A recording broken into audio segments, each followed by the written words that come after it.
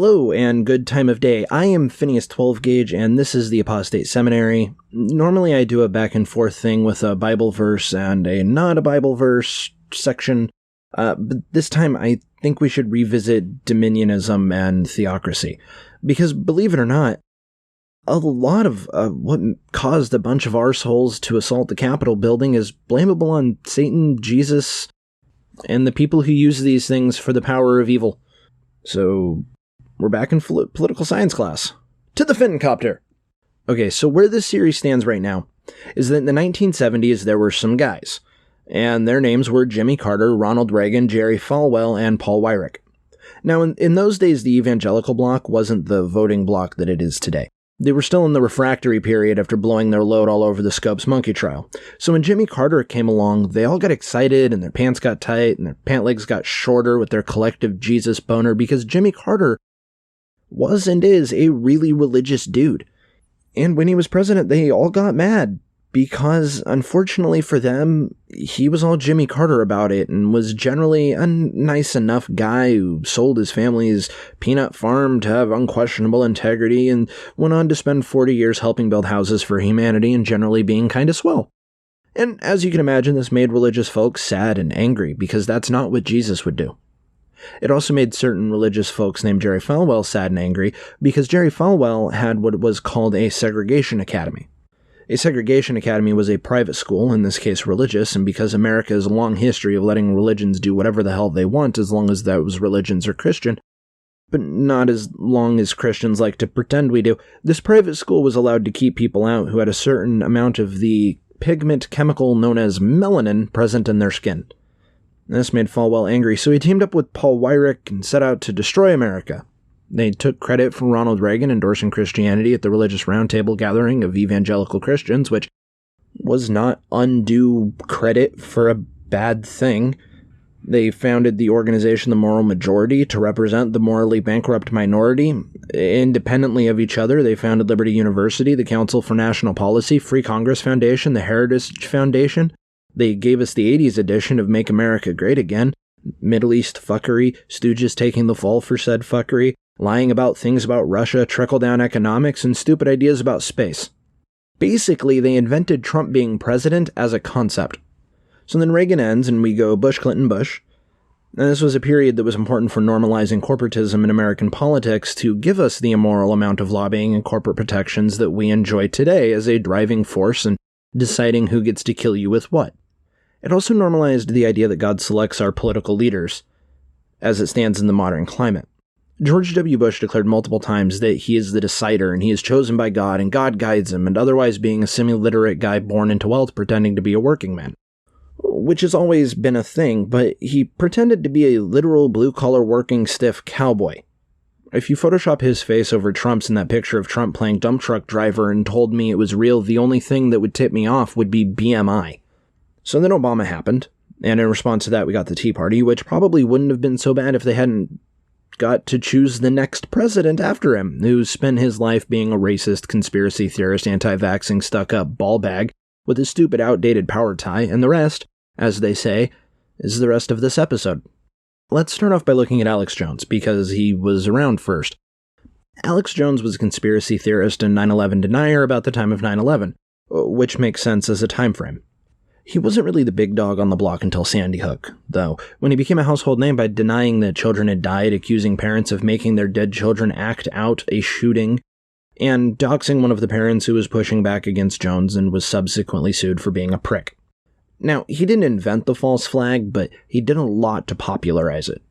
Between then and now, there has been gay frogs and false flags and getting sued by the owner of Chobani Yogurt and generally being a clown. And once Q came around, he failed to take steam away from that with his buddy Zach.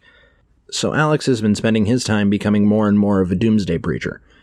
The current conspiracy goes something like this. It doesn't make any sense, and there seems to be 2 or 3 separate ones, but this is as close to sense as I think one can make of it. There is a cabal of Satan worshippers and demons who torture and kill children to feed their fear, who are simultaneously all-powerful and ruling everything but inept, and are constantly overthrown by an idiot in Texas. As evidence, that there are demons are such things as someone said Hillary Clinton smells like sulfur and Obama had a fly land on him one time.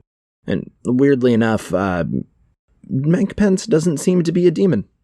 For the last little while, Jones has upped his game and said that his listeners, who he calls them patriots, but clearly should be called info warriors, and they're fighting the literal Christian devil, Satan himself. And on his show, he threw a fit about how Joe Biden can't win because if Joe Biden wins, then Satan has won and America is doomed. To link him to the Trump campaign, during the 2016 election, Trump appeared on the Alex Jones show and did the 2016 version of I Love You and You're Special for the info warriors in the audience to try and court these people into his base. And that would be damaging on his own. But then these dumb motherfuckers elected him to fight the actual Christian devil in order to save America, as well as a bunch of other definitely racist, misogynistic, transphobic, homophobic, cowardly nonsense, and failing to undo Q's momentum. Which brings us to Q. Now, I don't know as much about Q as I do about Alex Jones because, frankly, I don't think anybody really has a grand unifying theory of Q. And I don't think that's the fault of anybody. There are people like, the QAnon Anonymous guys who are a great font of information, but I don't think they have a grand unified theory of Q because there seems to be as many denominations of Q as there are of any other religious impulse. And Q is kind of more religious than InfoWars. To explain this, I'm going to turn to a lengthy quote from Travis View from QAnon Anonymous from a Salon interview that he did regarding these batshit motherfuckers. And it's going to sound a lot like Alex Jones, and I think that Alex has just kind of turned to trying to be a Jim Baker Q hybrid. So, quote, QAnon is based upon the idea that there is a worldwide cabal of Satan-worshipping pedophiles who rule the world, essentially, and they control everything. They control politicians and they control the media. They control Hollywood and they cover up for their existence, essentially. And they would have continued ruling the world were it not for the election of President Donald Trump. End quote. They believe in what I think is a pseudo-Christian prophecy about how we've been under the control of the literal devil and are all going to be freed from the control of said literal fucking devil through some things called the Great Awakening and the Storm. And the Storm is a mass arrest of Democrats, and then everybody lives happily forever in a libertarian paradise that, of course, has and will never go wrong for anybody. And a big part of that is the overthrowing of the American government called the Great Awakening. And they kind of believe that they've all been deputized by a member of the intelligence community to overthrow the standing government for their Lord and Savior, Donald Ballbag Trump. And Trump legitimized this nonsense when he told Savannah Guthrie he didn't know anything about them, which was clearly a lie, and probably a lie he told to keep people from figuring out that he was onto the deep state Jew cabal. And maybe the truth, but he'd find out about them. Who knows? Depends on who you ask. Then after that statement, he continued to tweet QAnon conspiracy nonsense on Twitter, which is why I'm leaning towards he absolutely knew who Q was. But it's more important to keep his base than to keep a bunch of assholes in stupid-looking shirts and Viking horns from storming the Capitol building. Which is something else similar to Alex. See, the important part here of these two groups are the parallels in their ideology. Alex Jones and Q both have people convinced that Donald Trump is a central hero figure in the fight to save America, or children from Satan, or occasionally satanic trans people. Depends on the day, really. They are inherently religious ideologies that stem from taking ignorant people, telling them you're special and we love you, and then using their ignorance and frustration and giving them something to fight against. In this case, satanic Democrats.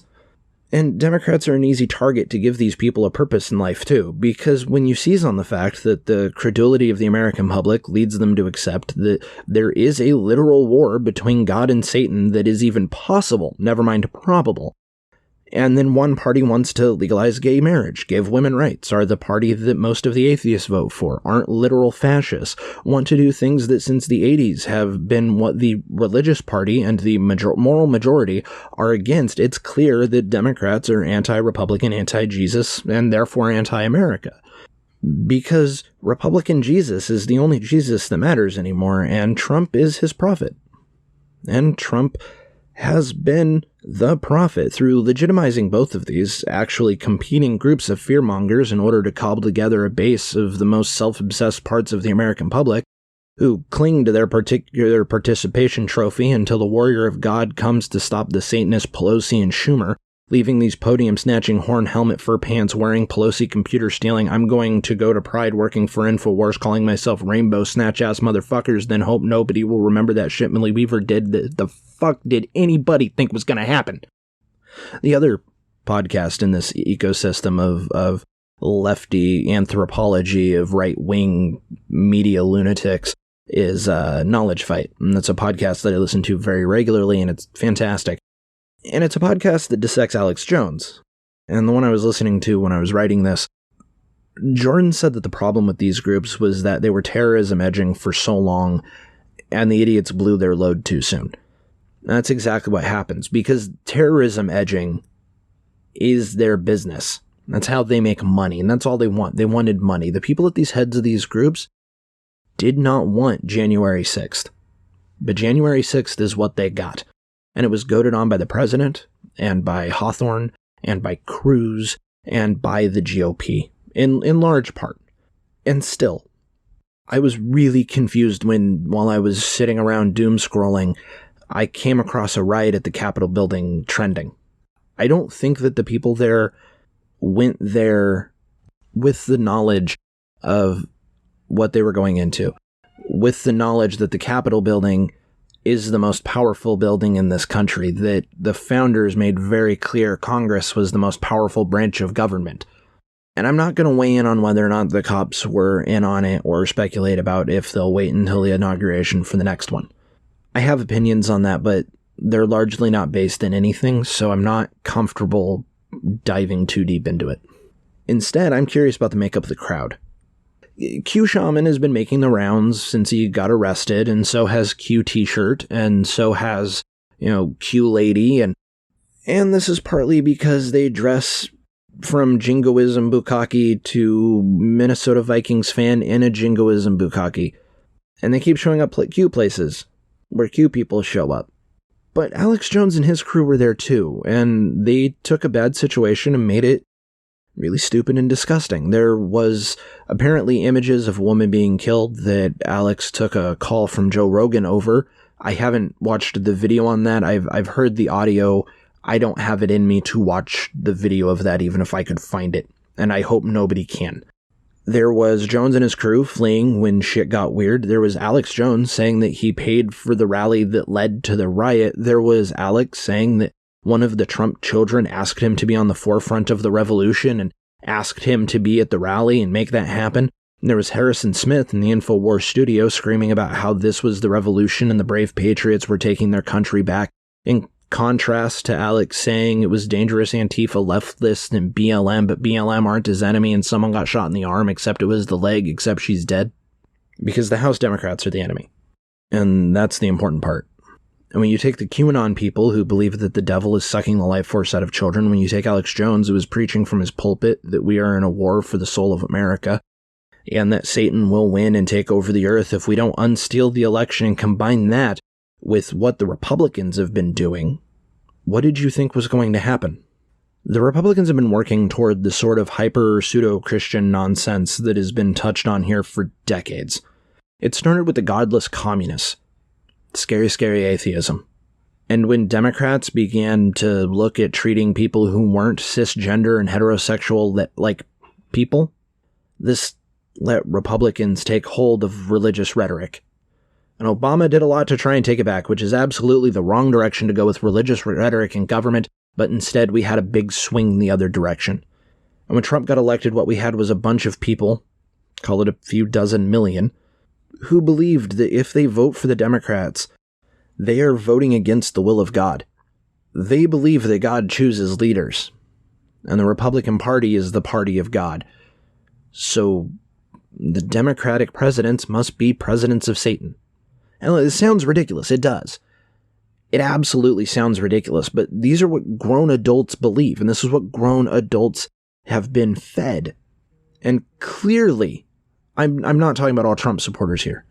Some of them are just assholes Some of them are just more worried about having their party in power. Some of them are just worried about seeing their team win the World Series.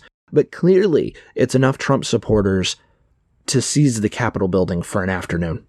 Because Trump just kicked theocracy into hyperdrive to bring us there.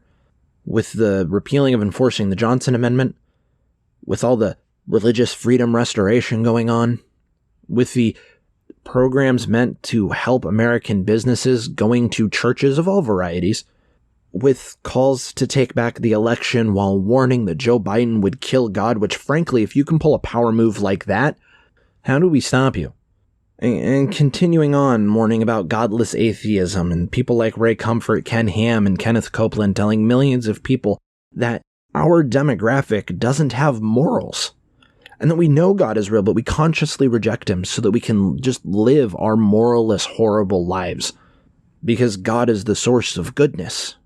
Never mind that Joe Biden is Catholic. Do you really think that a morally deficient anti-American, anti-God sin machine is going to hesitate to lie about being a type of Christian that, to be honest, a lot of Protestants don't actually consider Christian to begin with? All of that backed by idiot Republican legislators who are now trying to pretend that they couldn't see this coming, despite the fact that he has been talking about it for 4 years, and despite the fact that his followers have been talking about it for 4 years. The worst of these offenders still supporting the coup, still terrorism edging, coupled with the legitimization of Alex Jones by Donald Trump, tripled with Q promising a mass arrest of Democrats to save children until that crowd starts getting vigilante blue balls after Q was legitimized by Donald Trump too, all built on a foundation of religious leaders telling people that the country is at threat from the evil atheists, and that Donald Trump telling people who believe that he is the one sent here by the Almighty to save our children, save our countries, to save our souls, and to usher in a Tea Party libertarian utopian landscape of fucking ruin and bullshit, that if he were to run again in 2024, we won't hear that he's rising again like Christ to save us from the grips of Satan? Like, in the face of that, we don't have legislators who, even if he is convicted of impeachment in the next couple of days, are going to care and aren't going to back him as long as it gets the zealots in his base to vote for them too, because we will, and they will. And if he doesn't rise again, if he doesn't run for election, if he just starts a media company, if he just fizzles off, if he dies, if he goes to prison, that mythology is going to carry on. Q will continue to believe that Democrats are eating children and drinking tonics made of them, and Alex Jones will continue telling his listeners that they are the patriots who will save America. And he'll continue stoking that. And it's going to be easier for them with Biden. Remember, backed by the literal Satan as president. And it's going to be easier with Kamala, a black woman, which is going to be enough for them, as vice president. This doesn't go away with Trump. This is a new cult. It's been growing for years, and it will grow as we allow credulity to be held up as a virtue or in any way equivalent with a legitimate, healthy skepticism. I'm not saying that religion was the sole cause of the January 6th attack on the Capitol building. It would be irresponsible.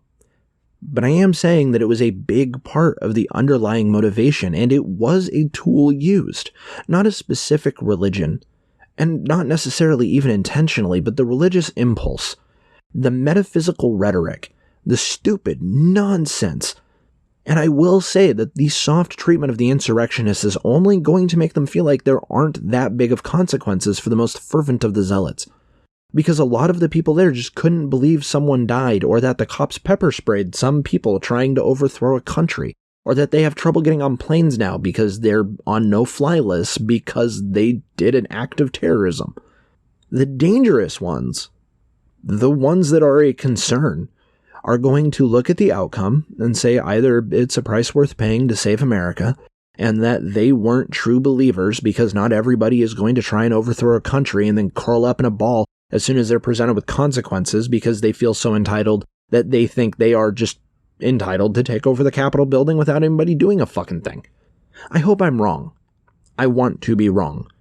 But there's already plans for the 17th, and they're already planning a 1 million-man march for the inauguration. And stupidity finds a way. And if you are overseas, if you're not American, I know I've been really America heavy recently, and I struggled with whether or not I was going to do this very America-centric episode. But I've been seeing a lot of stay out of American politics if you're not American, trying to devalue and delegitimize the opinions of other people from around the world. And it really kind of got me thinking. My country demands other countries stay out of our politics. But we keep teabagging the planet with our star-spangled ballsack, and whether Trump is installed or Biden is seated as he should be affects you too. So I apologize if I'm being a little America heavy for international listeners, but we need to sometimes address America's big star-spangled balls being all up in your face. Especially when there's QAnon idiots and info warriors in the legislature deciding who we teabag. The overwhelmingly loud, dangerous religious impulses of stupid fucks like this are why this podcast exists. And on that podcast, I have been the High Apostate Phineas 12 Gauge. If you appreciate the show, give it a share. Give it a review. If you appreciate me, follow me on Twitter at the letter X Essential Panda or email me at poweredbypostasy@gmail.com. Stay safe, stay healthy, and vote these fucks out of office at every given opportunity.